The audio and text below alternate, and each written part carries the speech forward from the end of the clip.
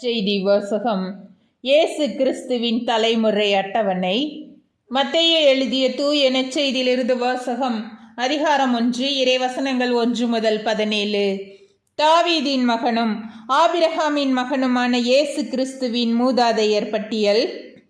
ஆபிரகாமின் மகன் ஈசாக்கு, ஈசாக்கின் மகன் யாக்கோப்பு, யாக்கோப்பின் புதல்வர்கள் யூதாவும் அவர் சகோதரர்களும். யூதாவுக்கும் தாமாவுக்கும் பிறந்த புதல்வர்கள் பேரேட்ஸும் செராக்கும்.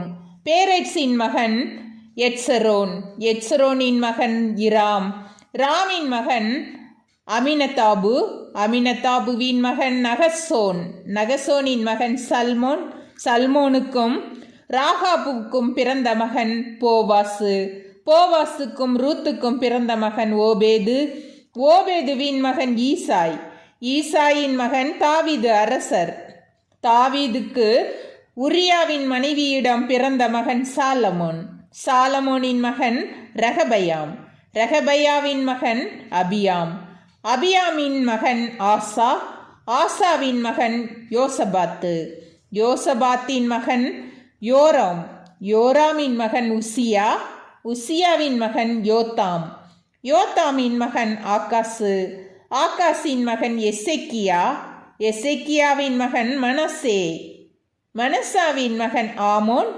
ஆமோனின் மகன் யோசியா, யோசியாவின் புதல்வர்கள் எக்கோனியாவும் அவர் சகோதரர்களும். இவர்கள் காலத்தில்தான் யூதர்கள் பாபிலோனுக்கு சிறைப்பிடித்து செல்லப்பட்டார்கள்.